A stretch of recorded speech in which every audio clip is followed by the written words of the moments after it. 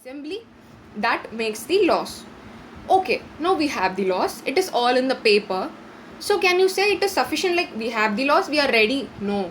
You need an enforcement body to enforce the laws, right? So that is the very purpose of the executive. The executive enforces the law. And third, yeah, we have laws and they are enforced. But what if there is a violation? Who is going to look into it? If there is a violation, who is going to ask questions about that? When our fundamental rights are violated, who is going to question that? It is none other than the judiciary. We have state district courts, we have high court, supreme court, etc.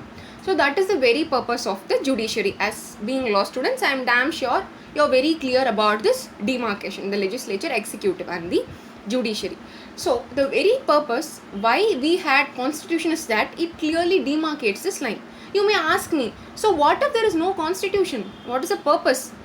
We also studied something called anarchy, right? I'm sure you all know what is an anarchy is.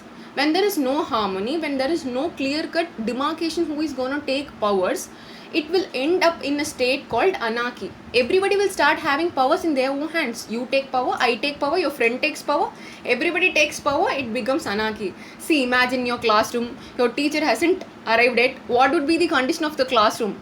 So that is a very good example of anarchy. So again, when there is anarchy, what is the purpose of having the laws? So we need harmony, right? We need peace. So to bring the very purpose of law, we need a constitution, right? I hope now you are all clear like why we need a constitution. Any questions?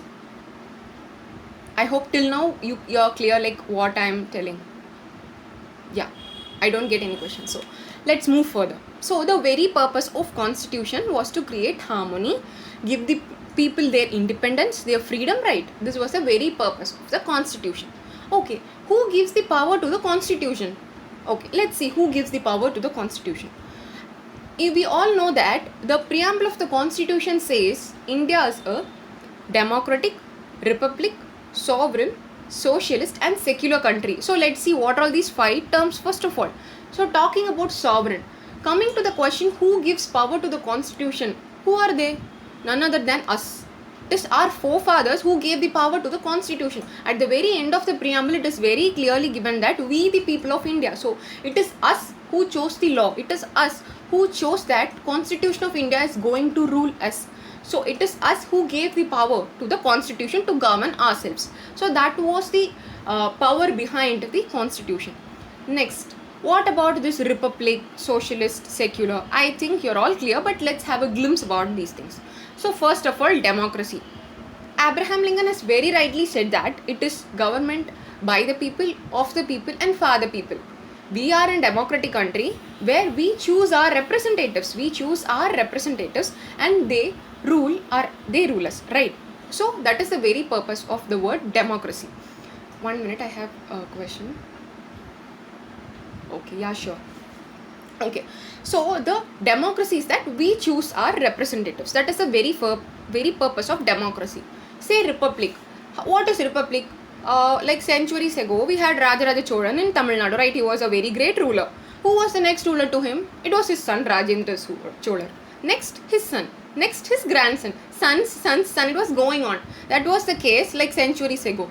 But now, is it the case? Now we have our president, Honorable Mr. Ramnath Kovind. He is our president of India. Say, after his rule, who is going to be the president of India? Is it his son?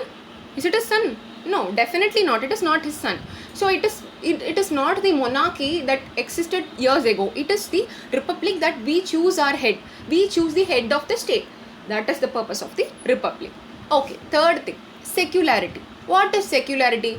One thing, there are so many people who are confusing the concept of secularity. They give new kind of interpretations. So I'll tell you very clearly what does secularity means.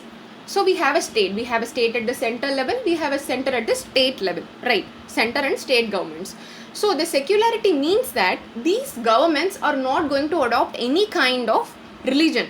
Okay, they are going to be equal to all religions. First thing, they are not going to interfere into any kind of religion. Second, they are not going to adopt any religion. So result